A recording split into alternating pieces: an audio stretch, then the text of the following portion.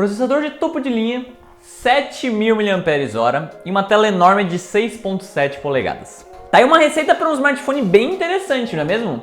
Mas será que o Galaxy M62 vale a pena mesmo? Ou será que tem opções melhores mesmo dentro da Samsung, como o A52s 5G ou o M52?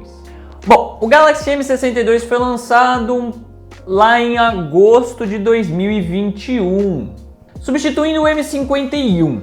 Então, e ele trouxe basicamente o mesmo conjunto de cores, a mesma tela, mas uma bateria ainda maior e um processador bem mais potente. Mas será que o pacote entrega mesmo? Tem muita gente na internet dizendo que esse aparelho, por conta de talvez ter um processador um pouquinho esquentadinho, não faz tanto sentido assim. É isso que eu vou explicar nesse vídeo. Para começar, eu quero falar um pouquinho a respeito da tela, né? Como sempre. Como eu disse, ela é a mesma tela do M51, que na verdade era a mesma tela do A71, né? Então aqui a gente tem uma tela de 6.7 polegadas, Super AMOLED, Full HD, padrãozinho. O único problema é que, como eu disse, ela já é um pouco antiquada porque ela é a mesma tela lá desde o A71. Ou seja, nada de taxa de atualização um pouquinho mais alta, estamos ali naqueles 60 Hz mesmo, padrão de até poucos anos atrás. E o Notch é consideravelmente maior do que alguns aparelhos mais novos lançados na Samsung, como por exemplo o A52s 5G, S20 FE e etc. É com certeza uma tela um pouco antiquada, principalmente se a gente considerar que o próprio M12, aparelho que custa quase metade desse daqui, já conta com uma tela de 90 Hz, né? E também nada de alto-falantes estéreo, mas isso até que é normal e padrão da linha M, né? Enfim, no geral a tela não é ruim, só não surpreende. Passando para o desempenho, aqui a gente tem o antigo processador do Galaxy Note 10 e Note 10 Plus, o Exynos 9825, que nada mais é do que uma versão um pouquinho mais potente da do Galaxy S10, topo de linha lá de 2019.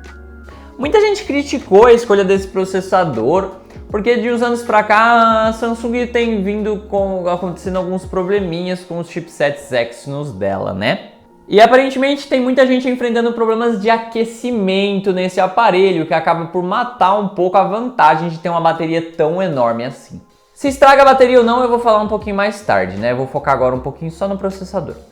Bom, na minha opinião e na minha experiência, eu não tive nenhum problema de aquecimento extremo neste aparelho. Claro, ele esquenta, mas todo celular esquenta.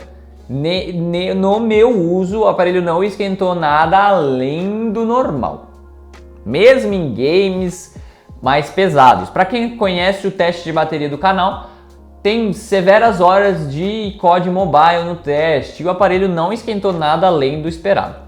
Pode ser que sim, o meu padrão de celular que esquenta demais seja um padrão um pouco alto, já que eu estou acostumado com o S20 FE Exynos, lançados alguns anos atrás, que tem inclusive bastante vídeo aqui no canal falando quais extensos problemas eu tive com aquele aparelho e como ele esquentava absurdamente.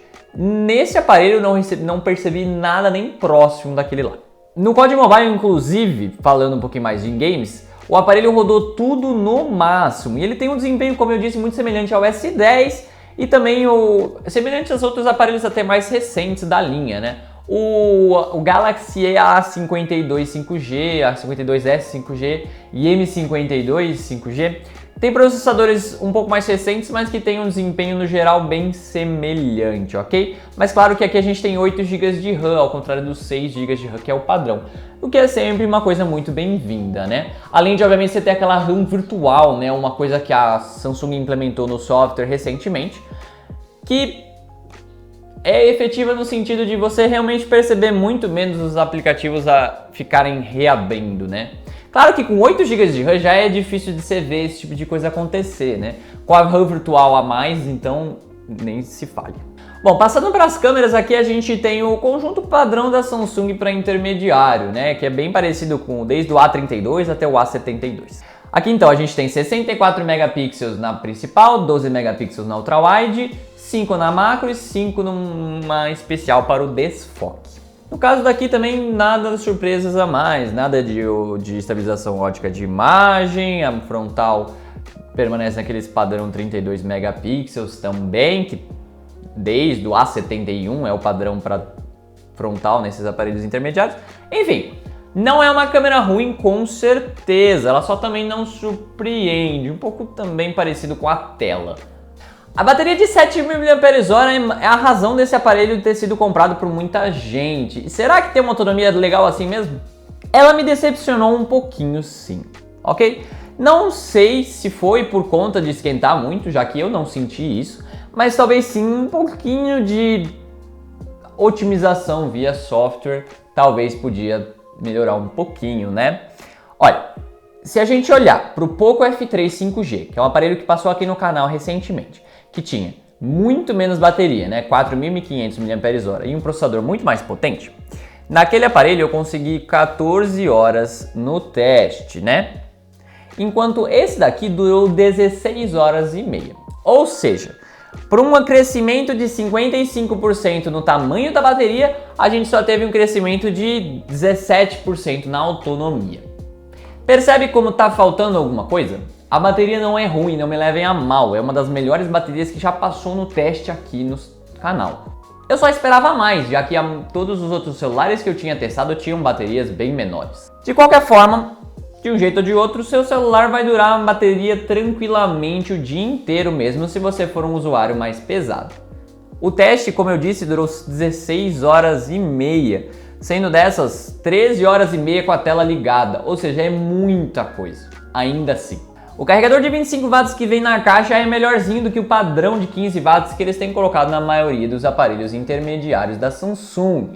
A bateria de 7.000 mAh também não é padrão, então seria muito legal se a gente pudesse ver um carregador um pouquinho mais potente. De restos, acho que é interessante notar que a gente tem NFC, algo que não é tão comum assim em aparelhos intermediários, e o sensor de digitais na lateral. Coisa que eu até prefiro do que alguns sensores de digitais na tela que a Samsung tem feito, até em aparelhos mais caros. Porque aqui pelo menos a gente tem um sensor um pouco mais antiquado, mas mais rápido, com uma acurácia até melhor do que alguns aparelhos recentes, como o A32 ou A52s 5G. Bom, em termos de software aqui a gente tem o mais atualizado possível da Samsung atualmente, One UI 4.1 e Android 12, né? Com um pacote de segurança de março. É meio que o padrãozinho, tanto o A52s 5G, né, que eu testei recentemente, agora já recebeu o One UI 4.1, S20 FE já se recebeu também. É o software que a Samsung está atualizando na maioria dos intermediários e topos de linha dela, então nada demais, né? E a gente também, como a maioria dos aparelhos recentes, podemos esperar pelo menos 3 grandes updates, né? Então ele veio com o 11, recebeu o 12, é provável que receba o 13, né? E quem sabe até mais. E obviamente atualizações de segurança durante e um pouquinho até depois. Nada a declarar nesse aspecto. Bom, para concluir, vamos falar um pouquinho de preço, né? Ele lançou lá em agosto por R$ 3.500, preço completamente abusivo e impensável. Mas ele logo na Black Friday abaixou consideravelmente, ali para próximo dos R$ 1.500, né? E para muita gente teve uma ótima promoção e conseguiu adquirir o celular por aquele preço, né? Mas infelizmente ele logo depois subiu bem de preço e não aparenta descer tão rápido, né? Normalmente os aparelhos sobem de preço quando ele está em falta de estoque. E normalmente a Samsung diminui o estoque quando ela vai trocar de evolução no aparelho, às vezes adicionar um mais novo. Mas não é o caso do M62 e nem de novembro nós não vimos um sucessor sendo lançado. Então é um pouco estranho porque ter tão pouco estoque num aparelho como esse. Mas enfim, atualmente no pouco estoque que ele tem, ele está custando ali R$ 2.500, R$ 2.400. Sinceramente, não faz o menor sentido por esse preço. Acima dos R$ 2.000 não faz muito sentido, para falar a verdade. Porque olha, a 52S 5G custa bem menos, tem um desempenho bem semelhante, câmeras melhores e custa tipo R$ 500 a menos. Até o M52 5G, que tem até uma carcaça e construção bem parecida desse aqui, um processador até que semelhante, só que claro, um pouquinho menos de bateria, também está com preço muito menor. E não faz sentido, o celular não tem tantos ganhos assim em bateria ou algo do gênero para valer o custo extra. Por R$ 2.000, R$ 2.400, a gente leva aparelhos com um desempenho muito superiores e com baterias talvez não tão boas, mas eu acho que acabam fazendo mais sentido. O próprio Poco F3 5G, né, que tem vídeo no canal, se você não se importa em importar ou comprar um aparelho importado, tem uma autonomia de bateria muito boa ainda assim, tem um carregador bem mais potente, então você vai carregar muito mais rápido, e além de um processador muito mais potente e é mais barato.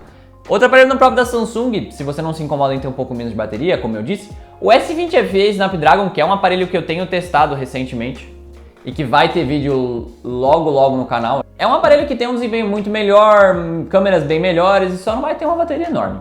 Claro, se você está precisando muito da bateria, sinceramente, eu sugiro mais aparelhos mais simples até, se é só isso que você precisa. O M32 já vai ter 6 GB de RAM, que eu acho que é o básico para um uso normal. Já vai ter uma bateria enorme, já vai ter até 90 Hz na tela e custa bem menos. Se você não se importa tanto com a bateria, tem esses outros aparelhos que eu citei que vão ter outros benefícios. Ou seja, basicamente, pelo preço atual, não vale a pena. Só se você conseguir ali, claro, talvez na faixa de usados, por volta dele dos 1.600, 1.700, que é quando ele vai começar a fazer sentido, né? E tem sim alguns benefícios em relação ao A52S 5G e M52, que quando a diferença de preço não é tão grande, talvez eu consiga entender o porquê tender para um M62.